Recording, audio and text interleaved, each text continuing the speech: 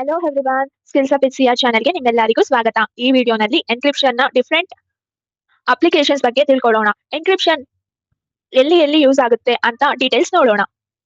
First application online banking. ನಿಮ್ಮ banking transaction ನ ನಿಮ್ಮ ಹ್ಯಾಕರ್ಸ್ ಇಂದ ಸೆಕ್ಯೂರ್ ಮಾಡೋಕೆ ಎನ್ಕ್ರಿಪ್ಷನ್ ಯೂಸ್ ಮಾಡ್ತಾರೆ.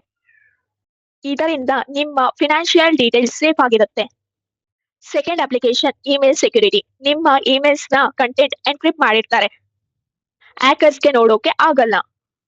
ಎನ್ಕ್ರಿಪ್ಷನ್ ನಿಮ್ಮ ಮೆಸೇಜಸ್ ನ ಸೆಕ್ಯೂರ್ ಮಾಡುತ್ತೆ.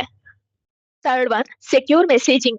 ಆಪ್ಸ್ ಲೈಕ್ ವಾಟ್ಸ್ಆಪ್, ಸಿಗ್ನಲ್ ನಿಮ್ಮ ಮೆಸೇಜಸ್ ನ end to end encryption use ಮಾಡ್ತಾರೆ, ನಿಮ್ಮ ಪ್ರೈವಸಿ ಮೇಂಟೈನ್ ಮಾಡೋಕೆ. Fourth one, data storage. ನಿಮ್ಮ ಸ್ಟೋರ್ ಮಾಡಿದ್ದ sensitive data like password or files encrypt ಮಾಡಿರ್ತಾರೆ. ಅನ್ವಾಂಟೆಡ್ ಆಕ್ಸೆಸ್ ಪ್ರಿವೆಂಟ್ ಆಗಬಹುದು, ಅದಕ್ಕೆ ಎನ್ಕ್ರಿಪ್ಷನ್ ನಿಮ್ಮ ಡೇಟಾನ ಸೆಕ್ಯೂರ್ ಆಗಿ ಮಾಡುತ್ತೆ. Why is encryption important? Encryption ನ ಯೂಸ್ ಆಲ್ಮೋಸ್ಟ್ ಎಲ್ಲಾ ಫೀಲ್ಡ್ಸ್ ಅಲ್ಲಿ ಆಗುತ್ತೆ.